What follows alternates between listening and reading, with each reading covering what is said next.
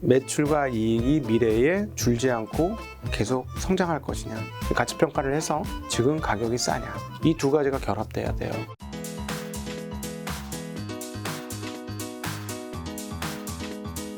그러면 증시가 네. 계속 못 오르고 있는 이유는 뭘까요? 이 사실 나올 악재들은 네. 지금 몇 달째 제가 봤을 때 거의 비슷한 것 같거든요. 그냥 뭐 더 새로운 악재가 네. 뭐 사실 요즘에 뭐 원숭이 뭐도 이제 요즘 나오고 있긴 하지만 아직 그 이제 막 이제 나온 거고. 그러니까 네, 맞죠. 거의 뭐 비슷한 것들이 누적되는 느낌. 그러니까 악재가 많아졌다는 거는 이제 위험은 줄어들었다는 얘기죠. 네. 추가적인 악재 나올 게 많지 않다라는 거. 네. 근데 이제 그 시간이 필요한 것 같습니다.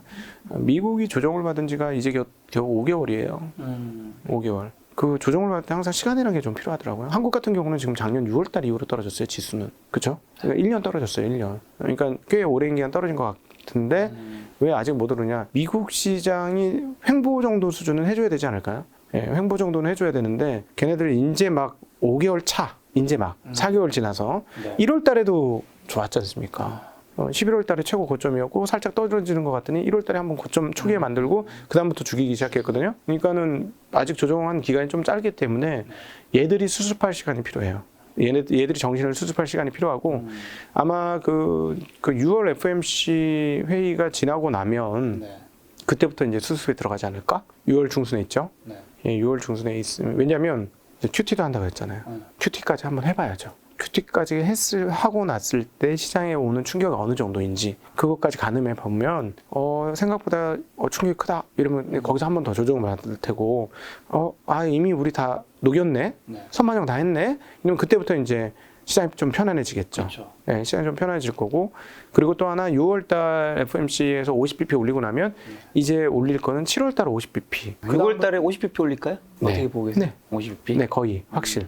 예, 그렇고 7월달까지 50bp 그렇게 올릴 거고 그렇게 올리고 나면 그 다음부터는 25bp 올릴 테니까 펀치력이 약해지기 시작하는 거죠. 그렇죠.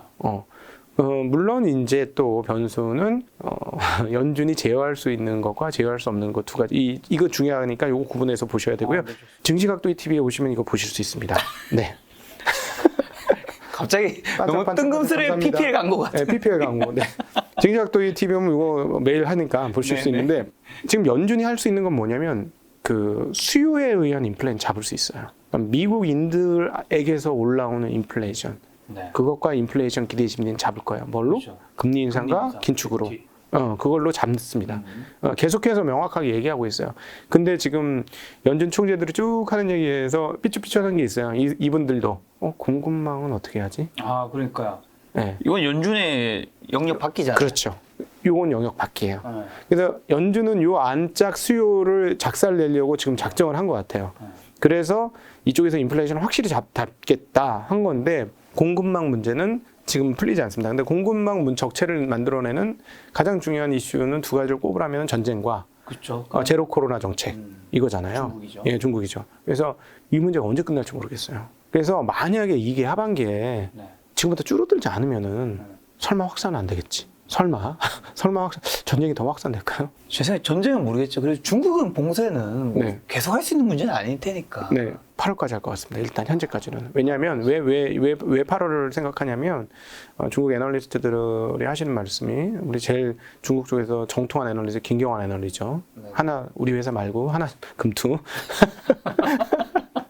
거기 소식에 관해서는 1등인데 매일 소식을 전해줘요. 네, 네. 수십 개의 소식을 전해주는데 이분 말씀하시길 그 자료가 나오는 60대 이상 고령자의 그 백신 접종률을 보니까 현재 추세로 가면 3차 접종까지 8월까지 걸릴 거라고. 그걸 다 맞고 난 다음에 이제 좀 풀겠네요. 그렇죠. 예, 3차까지. 그리고 시노팩이 3차까지 맞으면 뭐 약간 좀 오미크론에는 효과가 있다. 뭐 이런 설도 있어요. 지금. 네. 뭐 물백신이라고는 하지만 네, 네. 3차까지 맞으면 오미크론에는 괜찮더라.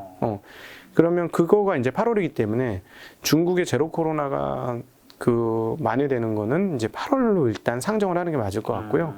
사실은 빨리 끝났으면 좋겠죠. 6월 달에 이제 상하이가 풀린다고 했으니 그거에 맞춰서 정말 풀렸으면 좋겠는데 못 믿겠어요. 예, 그 부분은 잘 모르겠어요. 그래서 연준은 국내 수요 요인들은 분명히 금리 인상과 긴축을 통해서 때려잡을 것이고 공급망 쪽에서 일어나는 인플레이션을 어떻게 잡을 것인지는 좀 봐야 된다. 네.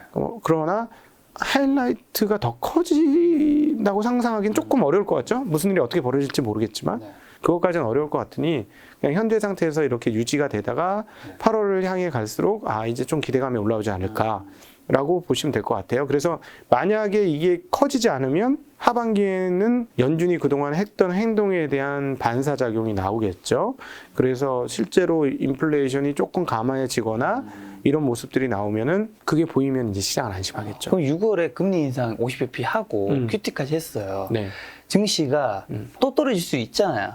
그걸 네, 지금 네. 보면서 그걸 보고 난 다음에 우리가 주식을 만약 사실 분들 좀 해야 될 거야. 아니면 지금 이제 큰 뭐 파도가 없을 것 같으니까 지금 뭐 어차피 주가가 싸니까 지금 사야 돼도 되는 타이밍인지. 불안하신 분은 그냥 분할해서 사시면 되는 거고요. 네. 타이밍 못 잡아요. 타이밍 잡겠다는 거 다 뻥입니다. 그거 타이밍 잡을 거라고 얘기하시는 분들은 지나보시면 답이 나오겠지만 다 뻥이에요. 자기도 모르고 남도 모르고 연준 인사들도 몰라요. 그걸 어떻게 알아요? 아니 지금 연준 인사들이 이렇게 틀릴 거라고 누가 생각했습니까? 세계에서 제일 똑똑한 사람 많이 모인 집단 중에 하나인데 그러니까요. 경제학 석학들이 다 모였을 텐데 근데도 안 되잖아요. 그냥 이거는 못 맞춰요. 그 타이밍 못 맞추고요. 불안하시면 나눠서 사시고요. 그러나 자기를 믿지 마세요. 전 저를 안 믿어요. 세상이 어떻게 돌아갈까 잘 모르겠고 어렸을 때는 저도 확신에 가득 찼어요. 아 그렇죠. 네. 어렸을 때는. 자신감도 있었고 맞아요. 산전수전 겪다 보니까 결론은 세상에 정확한 게 하나도 없구나. 세상에 뭘 모를 때는 확신을 하는데 나이가 들면서 알면 알수록 네. 내가 뭘 네. 그리고 정확한 거 몇 가지 있어요. 나를 믿으면 안 되겠다. 나를 믿으면 안 되겠다. 똑같아요. 우리 시청자분들도 본인을 믿지 마세요. 본인 믿지 마세요. 낭패 봅니다. 이미 낭패 여러 번 봤잖아요. 그렇죠. 네. 그럼 시장분들도 지금 물린 주식 많을 거잖아요. 네. 그럼 이분들은 좀 이거를 뭐 리밸런싱을 해야 될까요? 어떻게 될까요? 아니면 뭐 이 주식 다 팔고 그냥 뭐 새로운 주식 사야 일단 첫 번째는 앞서 잠깐 언급드렸는데 좀 느긋해라. 네. 느긋하게 결정해라. 네. 급한 마음으로 가지 마라. 네, 버피 동이 한 얘기 중에 정말 주옥 같은 얘기 중에 하나가 있어요. 요즘 다시 되새김질 뭐예요? 하는. 얼마 전에 주총에서 나온 얘기인가요? 네. 사람들은 모두 빨리 부자가 되려고 한다. 그렇죠. 근데 나는 느리게 부자가 되었다. 물론 그분 수익률 어마무시하게 좋았습니다. 그 조합 발당지는 뭐 연평균 막 50%씩 되고 엄청났어요. 근데 이분이 빨리 부자가 되려고 애를 쓰지 않았다는 건 그분의 현금 보유 기간을 보면 맞는 말이라고 할 수 있어요. 이번에 쉐브론하고 이런 거 사기 전까지 현금 그렇게 많이 쌓여 있었다면서요? 엄청나게 많은 돈을 갖고 있었어요. 엄청나게 많은 돈을 그냥 저 할아버지 미쳤나 봐. 저 현금 들고 뭐 하는 거야. 현금 안 쌓고 죽을라나? 그런 게 갑자기 가격이 떨어지니까 사기 시작하잖아요. 이분의 전략이에요. 이게 쌀 때만 산다. 그렇죠. 이게 이제 벤자민 그레이엄의 제자라는 게 드러나는 대목이죠. 우리는 철저하게 싼 가격에만 산다. 비싸면 안 산다. 안 하고 말지. 뭐 이렇게 되는 거죠. 느긋하니까 기회가 나한테 온다. 90년 살아본 지혜로 기회는 언제나 오고 다람쥐 쳇바퀴처럼 돈다. 사람들은 성급하고 조급하게 돈 벌려고 하고 조급하게 돈 벌려고 하는 사람들은 항상 시장의 제밥으로 사라져간다. 이걸 알았던 거죠. 그래서 첫 번째는 개인 투자 물리신 분들은 일단 급한 마음을 내려놓으셔야지 됩니다. 급한 마음을 내려놓지 않고 어떻게 빨리 수습하려고 하면 수습이 안 되고 더 어질러지고 더 어려워질 수 있어요. 그러니까 느긋하게 지금 일단 현재 갖고 있는 주식이 기업이 정말 좋은지 그리고 실적 대비로 정말 매력적인지. 예. 그러니까 제가 개인 투자자들 보면서 깜짝깜짝 놀라는 게 뭐냐면 꿈에 빠지는 경우가 많아요. 어떤 기업들이 이제 좋다. 대표적인 게 이제 테슬라예요. 테슬라 되게 좋잖아요. 좋죠. 제가 2020년 6월부터 좋다고 얘기했던 사람이에요.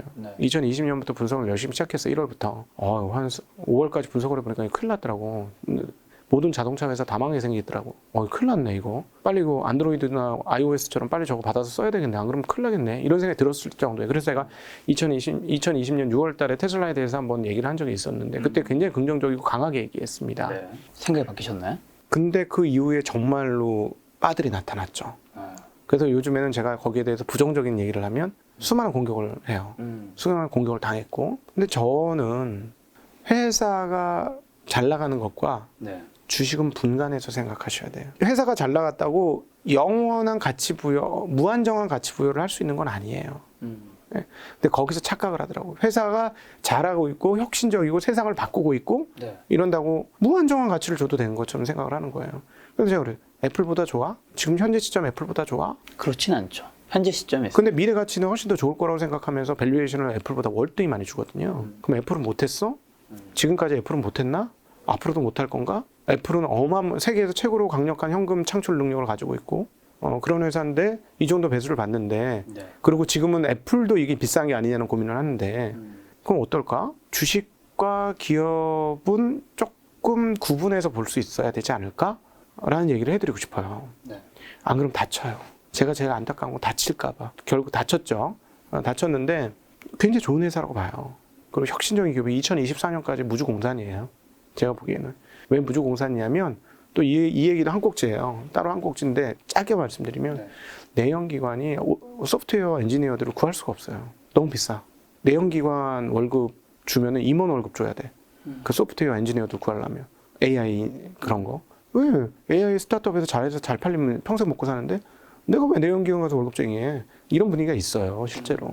그러니까 어려워요, 내연기관. 지금 내연기관이 이거 지금 하고 싶어 갖고 난리인데 이것까지 자리 잡으려면 시간이 꽤 걸립니다. 그래서 2024년까지는 좋아요. 회사 좋고 무주공산이고 여러 가지 사업도 하고 그렇지만 시장이 그렇게 바보가 아닙니다. 밸류에이션 다 하고 있어요. 내가 한 밸류에이션이 싼지 비싼지를 판단하셔야 되는 거예요, 투자자는. 네. 시장을 바보로 생각하는 거예요. 내 밸류에이션이 맞다라고 주장하는 거는. 그러니까 안전마진을 얼마나 확보했는지를 파악하시고 투자를 하시는 게 정말 중요하다라는 말씀을 정말 간곡한 마음으로 정말 드리고 싶어요. 예, 그래서 지금 보유하고 있는 기업에 대한 기업 분석을 하시고 네. 주가 분석을 또 하셔야 됩니다. 기업의 전망이 좋은 건 좋아요. 따봉이지. 그런 회사를 투자를 해야죠. 네. 근데 밸류에이션이 비싸면 이건 고려하셔야 되는 거예요. 주가가 떨어졌음에도 밸류에이션이 비싸? 그건 고려하셔야 되는 겁니다. 그래서 근데 주가가 떨어져서 충분히 밸류에이션이 낮아져서 매력적인 기업이 되었어? 그럼 버텨야지. 동고동락해야 되는 거예요. 그때는 그게. 예, 그건 동고동락하고 가는 거고요. 사놨는데 떨어졌다, 막 30% 빠졌다.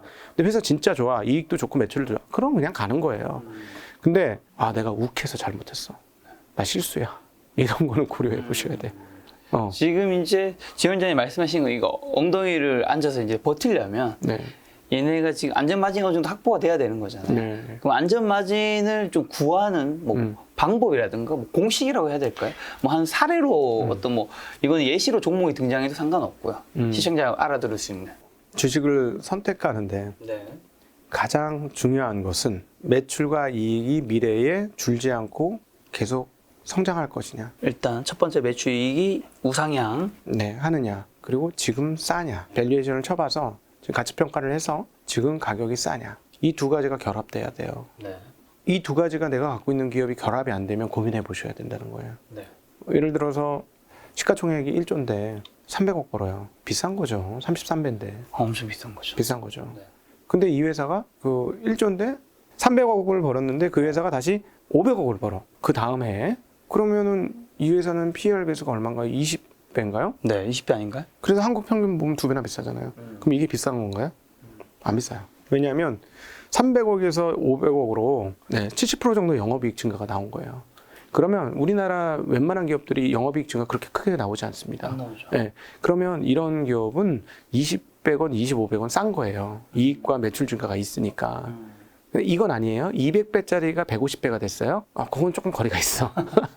네. 물론 그것도 굉장히 빠른 그런 속도라면 100배 되고 네. 뭐 50배 되고 그렇게 되면 되죠. 되는데 근데 4년을 땡기잖아요. 근데 제가 항상 드리는 말은 뭐냐. 세상 3년 이후에 어떻게 될지 아무도 모른다. 그렇죠. 예, 3년 이후 아무도 모른다. 제발 3년 이상의 밸류에이션 땡기지 말아라. 그러니까 뭐 80배, 100배 주면 이거는 3년, 5년 땡긴 거니까 그렇게까지는 하지 마시고 성장률이 좋은 회사라도 한 3년 정도 가시권으로 이렇게 적정가로 떨어진다면 그거는 이제 괜찮다는 거죠. 그런 측면에서 보면 테슬라가 여기서 추가로 주가가 약 한 20% 가까이 빠지면 10에서 20% 이상 빠지면은요 괜찮은 가격이에요. 이제부터 테슬라는. 근데 이제 사람 그때부터 도탄에 빠질 거예요. 테슬라 갖고 있었던 분들은 반토막 났으니까. 그렇죠. 근데 그때 이제 기회가 시작되는 거거든요. 반대로. 지금 거의 뭐 최고점 대비했을 때는 거의 반토막 났죠. 최고점 대비해서 반토막 났는데 지금은 이제 좀 상하이 공장이 조금 안 돌아가서 그 밸류에이션 할인 요소가 갑자기 생겼어요. 없던 게. 그래서 그건 조금 다르고요.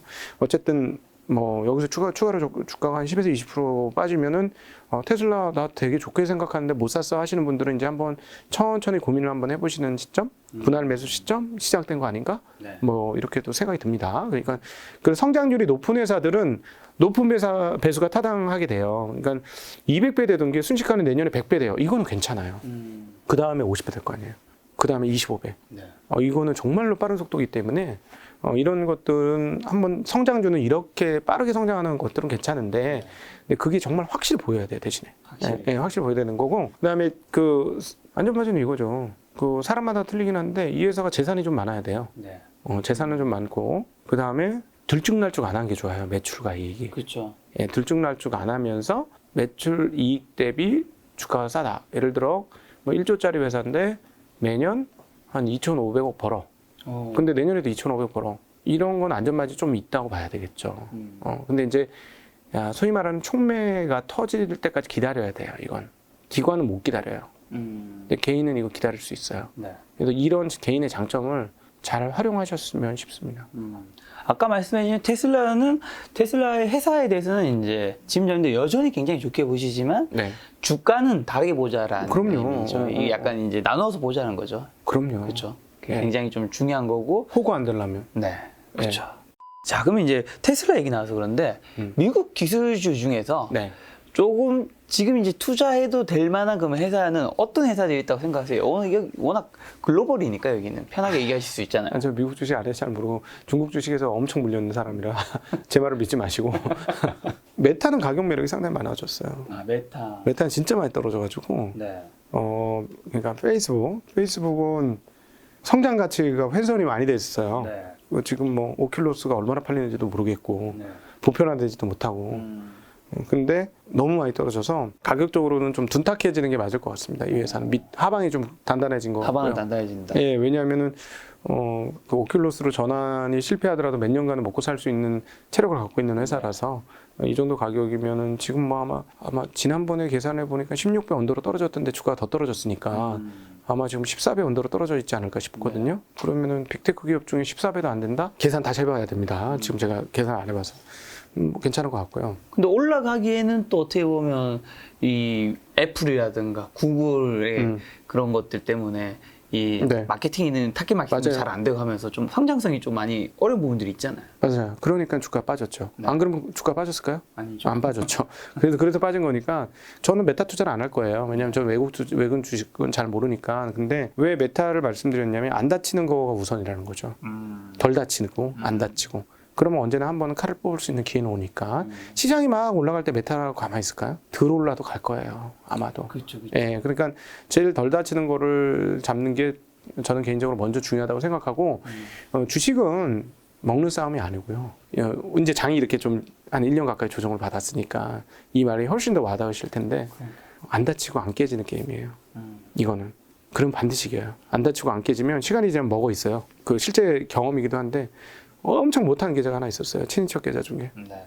소소한 계좌였어요. 너무 투자를 못했어. 근데 중간중간에 한 번씩 잘한 적도 있었죠. 10년이 지났어요. 계좌가 10배가 늘어났어요. 잘한 게 아니죠. 10년에 10배면 잘한 투자는 아닙니다. 네. 연환산 수익률이 높지 않아요. 예, 높지 않기 때문에 잘한 거 아닌데 놀랐어요, 저도. 네. 이게 왜 이게 가능했지? 근데 보니까 느긋했어요. 너무 소소한 계좌라서 신경도 안 썼고 물리면 들고 있고 뭐 이 주식이야 뭐 손해보고 팔 주식은 아니니까 이렇게 하고 먹으면 팔고 그러다 또 다른 주식을 사줬는데 가끔씩 빠리빠리 수익 나는 때가 있잖아요. 몇 년에 한 번씩 한 1년에 한 두세 번 이상 수익 나는 때가 있고 그런 때와 뜨문뜨문 몇 년에 한 번씩 거래할 때와 이게 섞였어요. 그러니까 그렇게 되더라고요. 느긋하시는 게 굉장히 중요하고요. 네. 안 깨지는 게 중요합니다. 그래서 그 계좌는 깨지면 안 팔았어요. 그리고 깨질 만한 주식 안 했고 그러니까 늘더라고요. 자연스럽게 늘어요. 안 깨지면 계좌는 자연스럽게 늘어요. 이거 거의 진리 같은 얘기예요. 이거 꼭 기억해 주시기를 하셨으면 좋겠고 다시 미국 시장으로 넘어가서 제가 미국 기업을 정확히 잘 몰라서 정확히 말씀 다 못 드리는데 보통은 다 빅테크 하시니까 네. 아직 그 애플이 23배가 24배 정도 하거든요. 애플 같이 영업이익이 높은 회사는 20배면은 굉장히 싸다고 봐야 될 것 같아요. 20배 정도 수준이면. 그래서 그 정도 근처면은 뭐 이런 주식은 괜찮지 않을까. 예. 그리고 향후 구독 모델 등등 접목할 게 너무 많아요. 우리가 이제 카카오가 사업을 점령해 가는 걸 봤잖아요. 네네. 그거보다 더 무서운 회사거든요. 뭐 당연히 더 무섭지. 근데 그러니까 그런 측면에서 보면은 뭐 그 지금 빅테크, 구글, 애플 이런 애들이 20배 밑으로 떨어지는 거는 그때는 매수해도 되는 신호가 아닐까 싶습니다. 이런 애들이 비대면 사회가 끝나서 조금 뭐 꺾일 거라고 볼 수도 있지만 네.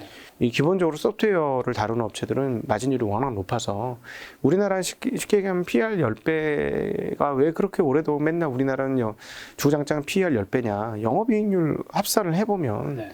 PR 그 영업이익률이 뭐 20% 나오지 않거나 한국이. 그러니까 막 뭐 섞여 있지만 대략 뭐 한 8에서 10%, 8에서 12%요 사이를 나오니까 PR이 10배인 거예요.